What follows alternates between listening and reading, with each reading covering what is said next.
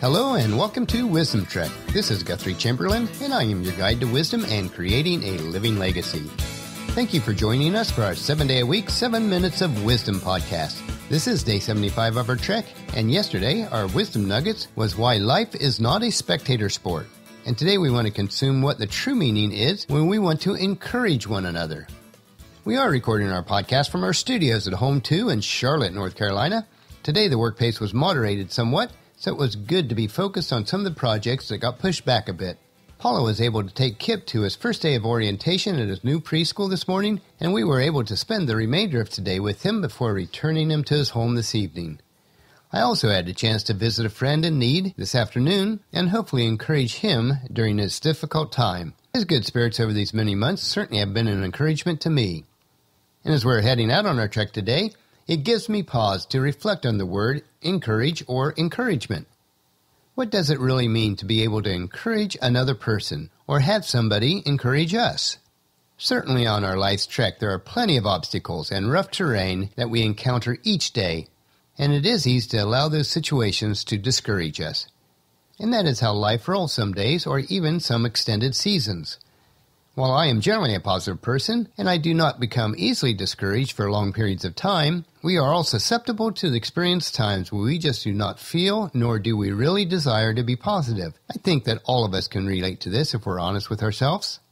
One of the most common complaints that we hear from many people today, especially in the workplace, but too many times also in our homes and places of worship, is that we never receive any feedback except for negative feedback.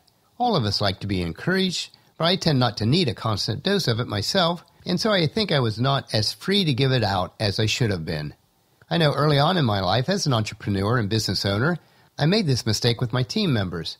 Paula had to remind me several times that encouragement does not come through sarcasm. Unfortunately, at times this also carried over into my interaction with our kids.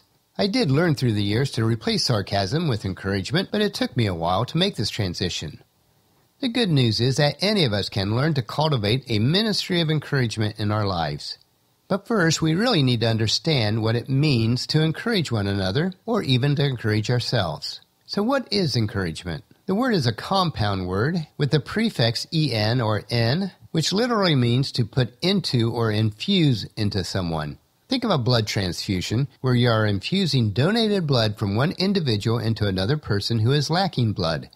And the second part of the word is courage, which means the quality of mind or spirit that enables a person to face difficulty, danger, pain, all without fear. So as we combine these two words, when we encourage someone, it is to infuse them with courage, which we have, so that another person will have the peace of mind to face difficulties, danger, and pain without as much fear.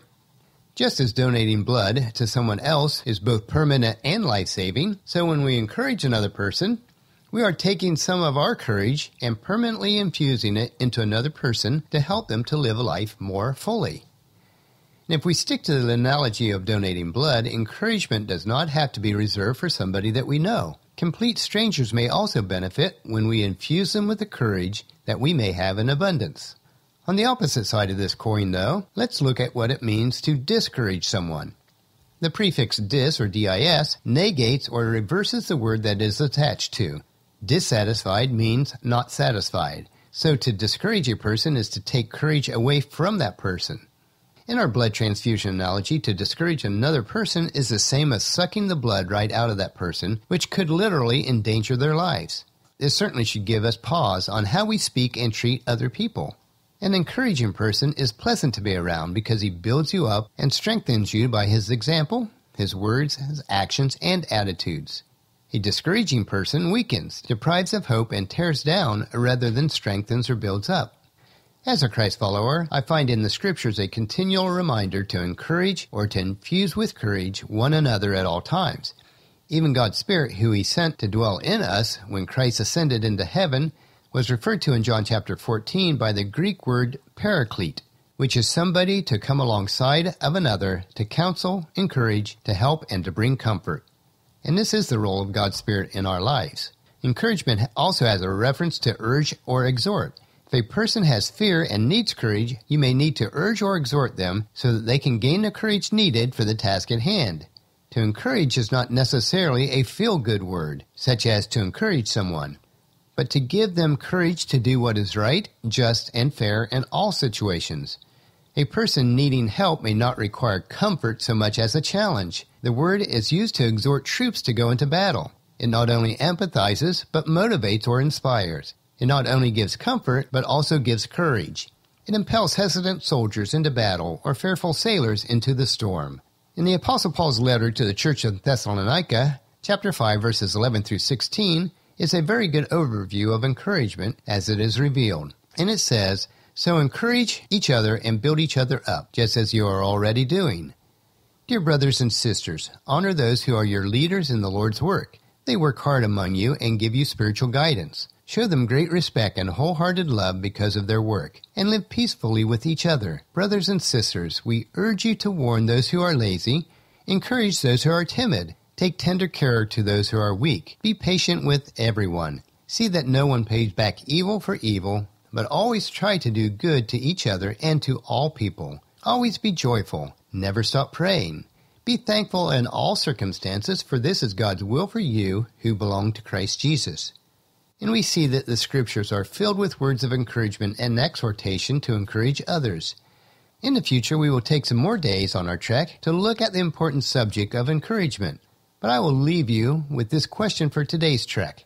Do you practice this encouragement in your own life to bring courage to yourself and then to donate some of that courage into the lives of others that you impact? Well, that'll finish our podcast for today. If you've missed any of the previous podcasts, please check out Wisdom Trek at iTunes, Stitcher, SoundCloud, Spreaker, YouTube, or at wisdom-trek.com. Tomorrow we will consider the fact that we will never pass this way again. So please join us at our camp tomorrow for another day of Wisdom Trek, creating a legacy. And if you enjoy these daily doses of wisdom, these nuggets that we consume each day, I encourage you to take the time to invest in yourself. First, invest with your time in improving Wisdom Trek by leaving your name, email address, and a comment on our website so that we can provide you with the wisdom and insight that best fits your needs.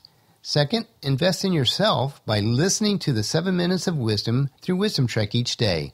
This is best done by subscribing at iTunes or Stitcher so it's downloaded to you automatically each day. And third, invest in the lives of others by sharing with your family and friends, either in person or online, to join us on our journey through Wisdom Trek. And if you haven't done so already, please leave us a rating at iTunes and Stitcher so that we'll gain more exposure and allow others to join us on our trek. The journal from today's podcast can be found at wisdom-trek.com, where you'll also find pictures, tweetable quotes, wisdom nuggets, and free resources. Thank you so much for allowing me to be your guide, your mentor, but most importantly, your friend, as I serve you through this Wisdom Trek podcast and journal each day. As we take this trek together, let us always live abundantly or fully, love unconditionally, listen intentionally, learn continuously, lend to others generously, lead with integrity, and leave a living legacy each day. This is Guthrie Chamberlain, reminding you to keep moving forward, enjoy your journey, and to create a great day every day. See you tomorrow.